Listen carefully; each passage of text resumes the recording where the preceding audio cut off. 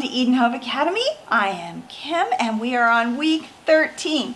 So get out your books and give them a wiggle and let's start on our Bible verse. I'm going to throw it up, bing, and we're going to read this, and it says, and when your, so we need a little R after that Y, or the U. Children ask you, what does this ceremony mean? Then tell them it is a Passover sacrifice to the Lord, who passed over the houses of the Israelites in Egypt and spared our home. Wow, what a great verse. But let's remember our history and go back just a little bit to, let's go to Abraham. So we had Abraham, he had two boys. They were, remember, Isaac and Ishmael. Ishmael was older. And then Isaac had two boys, and they were Jacob and Esau. And then Jacob had 12. And so one of his sons was younger, and his name was Joseph. And Joseph heard from the Lord that God told him things that were going to happen. But what did Joseph do with this information? Did he carry it in his heart and only say it, talk about it when he needed to edify someone or talk about it in a humble way? What did he do? He got everyone, put your nose up in the air. He got very prideful, didn't he? Did you know that store-bought turkeys, if you leave them out in the rain, that they can drown because they keep their nose up in the air because they're looking at the rain? It's kind of like that. So never be a store-bought turkey. Always keep your head level and be humble. So he wasn't so humble, was he? So Joseph, he bragged to his brothers about what the Lord had told him twice. 2 times the Lord had told him that people, including his family, were going to bow down to him, and twice he bragged about it. And so then his dad gave him the cool coat, the multicolored coat, and he strutted it around. And then what happened? His brothers put him in a hole, then they sold him. Then he went to Potiphar's house, and he was the head of the household, so he was very trusted. And then Potiphar's wife lied about him. Total made up lie. And so he was put in jail for a long time. Now, in jail it said, in the Bible, that he was kind of in charge of the jail. So he could have run away, right? When you think about it, he probably could have gotten on a fast donkey and fled the town, or on a fast camel and gotten out of Dodge, but he didn't. He stayed there because his heart was finally humble. And then Pharaoh had the dream. Pharaoh wanted to know what it was about, that there were 7 fat cows and then 7, do that, skinny cows. Joseph answered the dream, told him what it meant. Remember? So then they stored grain for 7 years, and then Joseph's family came when there was a famine. Joseph was able to feed his family and reunite with them. Then his family grew, and it was now 5 million people strong of Hebrew people. So it's huge now. This is like almost 500 years later, and it is a huge amount of people, and the Egyptians have enslaved them. And so now, today, we're at Moses, and remember we had the plagues in week 12. God sent plagues to have Pharaoh soften his heart, which was hardened, and finally, his people were let go. But the day before they were let go, what happened? They had the Passover. So what they did was God said to sacrifice 1 lamb per family. Now we know this lamb theme is throughout history, isn't it? And Jesus is said to be the Lamb of God. And so every family had to sacrifice 1 lamb, or groups of families could sacrifice 1 lamb together, and they put the blood of the lamb on the doorpost. So they put it on the 2 sides, and they put it on the top. Now what does that make you think of? Does it make you think of a cross? That's what it makes me think of. And so when you do that cross on your door, then the judgment that came over Egypt passed by everyone who had the cross, the blood of the lamb, on their door.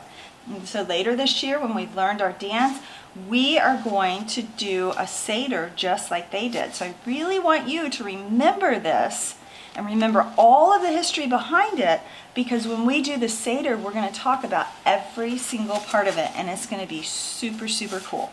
So right here, what I want you to do is draw a picture of people celebrating the Passover meal. Now remember, when they celebrated the Passover meal, were they lounging down?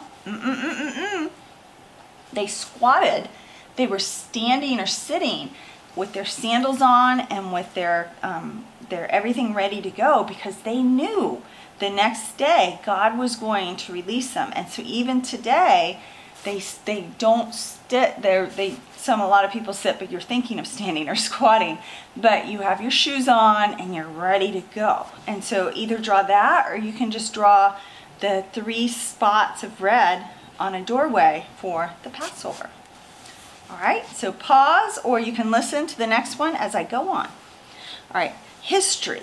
And Joshua and Caleb said, the Lord which passed through the land, which we passed through to spy is exceedingly good. And if the Lord delights in us, he will bring us into this land and give it to us, a land that flows with milk and honey. Only do not rebel against the Lord, and do not fear the people of the land. Wow! So let's think of the history here. You guys ready? Because this is so cool. So there were 2 young men named, what were they named? Joshua and Caleb. And they were sent with 10 other men, so there were 12 total. They were 1 from each tribe, into the new land. So Moses has just parted the Red Sea. God has parted the Red Sea. They've walked through. There's a pillar of light in front of them. So how many evidences of God do we have so far?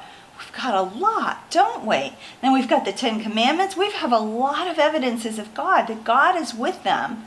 And so they send in 12 spies to the Promised Land. And what happens? 10 of them come back and say, oh, I'm worried. I don't know what to do. Everyone worry with me. Oh, is everyone worried? Is everyone worried? Oh. And 2 said, do not fear, because God is with us. And yeah, these guys, they seem bigger, and their armies might seem bigger, but God is with us, and he is going to make it work out. And so what did they do? Did they listen to the 2 or to the 10? They listened to the 10, and they had to wait in the desert for 40 years. Everyone go, oh. They had to wait for 40 years because of this. 40 years. It's a long time to be waiting. But that's what they had to do, because they didn't listen to Joshua and Caleb, and they didn't follow God, even though God had given them so much evidence that he was there. Okay, next, in Link It to Me, Joshua and Caleb were younger than the other spies. Oh, sorry, right here it says, draw Joshua and Caleb returning from the Promised Land. So what do you think? Were they being, oh, or were they being, yes, this is so cool, look what the Lord has done for us? Which one do you think they were being? Yeah. And oh, one other thing, all of those 10, they never got to go in, but Joshua and Caleb, they got to go in later. So it was really cool. Okay, so draw that picture. Let's go on to Link It to Me. Joshua and Caleb were younger than the other spies, yet they spoke the truth, and others spoke in fear. So they spoke in the truth of God. They knew what God had said, and they said, I'm going to do what God said, even though I'm scared. That is pretty cool. That's pretty cool. So why were the other spies fearful? Can you think of some reasons? Do you think maybe they were fearful because the other people in the land were bigger than them? Do you think maybe they were fearful because other people in the land looked stronger, looked like they had more military than they did? Like that, something like that? Maybe. I'm not sure. But I want you to talk to your mom about why they were fearful. Okay, what happened to all the Israelites because of their lack of faith? Remember? Oh, what happened? Do you remember? Did you say they had to wait 40 years? You're right, they did. All right, now we're on science. This one's really cool. This is eclipses. Eclipses occur when the sun, the moon, and the earth all come into a straight line with each other. And so we want you to draw a stunning eclipse.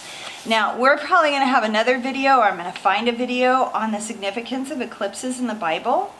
But the Bible talks about eclipses happening and how God sometimes uses eclipses as a way to tell people about something, to warn them in some way. And so eclipses are something to really think about. And there have been a lot in our country lately. And there's going to be one in just another couple of years. Now, an example of that is when Nineveh, when Jonah went to Nineveh, there was an eclipse right before he got there. And the people of Nineveh theorized that they probably listened to him more because there had been an eclipse. And so then I'm going to put in the video, because I always thought there was an eclipse when Jesus died on the cross. But there wasn't. There was an eclipse around there, but there wasn't probably an eclipse at that time. So I'm going to put in another video how cool that all works out. All right, and finally, the Israelites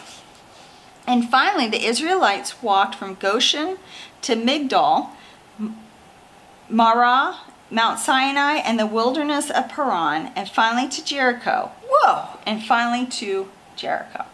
Okay, so they walked all the way from Egypt. They walked around Mount Sinai, and then they walked into the wilderness for 40 years. And finally, after 40 years, they were able to go to Jericho. And what was Jericho? Jericho was a city that seemed like no one could ever get into it. It had one of the largest walls that people had ever seen, especially in that time. It was a huge wall. And so they knew they could never get into it. And do you guys remember what happened?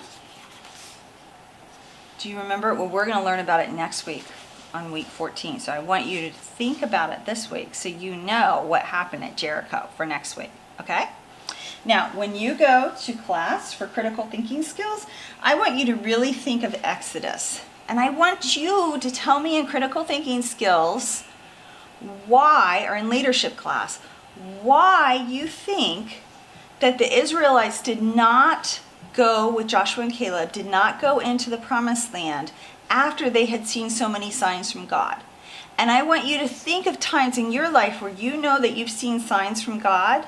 And I want to know if you acted on it or if you didn't act on it, or other people in the Bible who saw signs from God, and did they act on it or did they not act on it? So I want you to think through that whole thing of those amazing signs from God, all the plagues, the pillar of light, the parting of the Red Sea, all of these amazing things that happened, and they still didn't have enough faith to go into the promised land. So I want you to think about other times in the Bible when there were signs and what people did.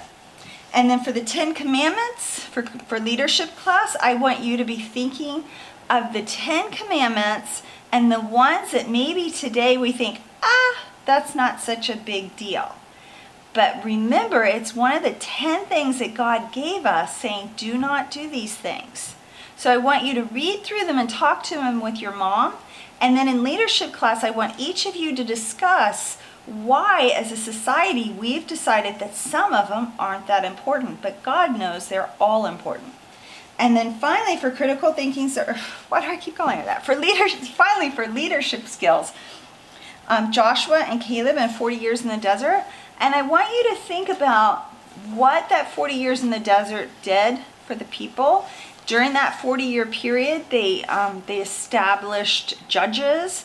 They established more of a legal system. They saw that God provided for them every single day of 40 years. They had things like their clothes did not disintegrate during that time, and their shoes stayed the same during that time. So think of the ways that God was with them, even though he was saying, now you can't go in. So even though there was a little bit of a punishment, God was still with them every day of that 40 years. And so that's something I want you to talk about in your leadership class this week. Okay? All right. I'll see you later. Bye-bye.